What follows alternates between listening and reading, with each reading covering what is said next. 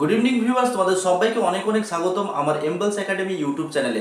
আজকে যে টপিকসটা আমরা আলোচনা করব ওয়ার্ডসওয়ার্থের লুসি পোয়েমসের অন্তর্গত আরেকটি poem I travelled among unknown main. কবিতাটি জার্মানিতে যখন ওয়ার্ডসওয়ার্থ তিনার বোন ডরথির সঙ্গে ভিজিট করেছিলেন, সেই সময় স্টে করার সময় তিনার ইংল্যান্ডের প্রতি যে ভালোবাসা এবং তিনার ইংল্যান্ডের প্রতি যে প্যাট্রিয়টিজম, সেই জিনিসটা এই কবিতার মাধ্যমে ফুটে উঠেছে এবং তার সঙ্গে সঙ্গে লুসির ব্যাপারেও এই কবিতাতে কিছু কথা রয়েছে। তো চলো শুরু করি। I travelled among unknown men in lands beyond the sea. I travelled among unknown main, তাহলে আমি ভ্রমণ করেছিলাম among unknown main. Among unknown main মানে হচ্ছে অপরিচিত মানুষদের মধ্যে বা অপরিচিত মানুষের কান্ট্রিতে। In lands beyond the sea, সেই ভূমিতে বা সেই জায়গায়, বিয়ন্ড দ্য সি যেটা কিনা আমার সমুদ্র ছাড়িয়ে, অর্থাৎ আমার ইংল্যান্ড বা ইংলিশ চ্যানেল ছাড়িয়ে যে জায়গাটা, অর্থাৎ বিদেশে আমি ভ্রমণ করেছিলাম। নর ইংল্যান্ড, না England, did I know till then what love I bore to thee. ততদিন পর্যন্ত আই ডিড নট নো, আমি জানতাম না ইংল্যান্ডকে what love I bore to thee, অর্থাৎ আমি তোমার প্রতি কতটাই না ভালোবাসা বহন করে চলেছি বা কতটাই তোমাকে ভালোবাসি, এই ব্যাপারটা ফিলিংসটা আমি এর আগে কিন্তু জানতাম না। টিচ পাস্ট, তো যাই হোক আমি তো কাটিয়ে চলে এসেছি ইংল্যান্ডকে এবং এখন জার্মানিতে রয়েছে এবং জার্মানিতে থাকার সময়ে এমন অবস্থা হয়েছে যে the love of England, the thought of England has become melancholy dream to him. তিনার কাছে একটা দুঃখ বিয়োগান্তক একটা স্বপ্নের মতো তিনার কাছে প্রতিচ্ছবি হিসেবে ভেসে উঠছে। ওকে,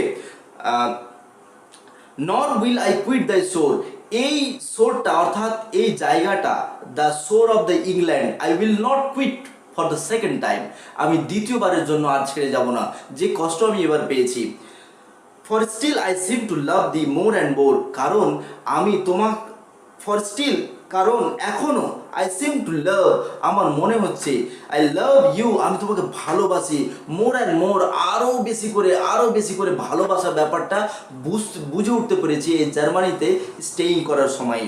among the mountains did I feel, উল্টে নাও, I did feel among the mountains the joy of my desire, আর আমার যে ইচ্ছার পূরণ করার যে শক্তি বা আমার ইচ্ছা যে পূরণ করব, সেই সমস্ত ইচ্ছাগুলো পূরণ একমাত্র তোমার, অ্যামং দ্য মানে তোমার সেই অন্তর্গত মাউন্টেন্স মানে পাহাড় পর্বত বা জমি বা ভূমির মধ্যেই আমি কিন্তু আমার ডিজায়ারগুলো সম্পূর্ণ করতে পারবো, মানে নেচারের মধ্য দিয়ে সম্পূর্ণ করতে পারবো। And she I cherish turn her wheel, and I she cherish turn her wheel, তো আমি এখানে সি বলতে লুসিকে বোঝানো হয়েছে। সি আই চেরিশড, তো চেরিশড কথাটার মানে হচ্ছে মনের মধ্যে পোষণ করা। চেরিশড কথাটার মানে হচ্ছে কি, মনের মধ্যে পোষণ করা। আচ্ছা, এবার আর ফিল মানে হচ্ছে রিয়েলাইজ করা, আর the joy of desire, pleasure of desire, আকাঙ্ক্ষার আনন্দ, আর আমি দেখার ইচ্ছা প্রকাশ করি।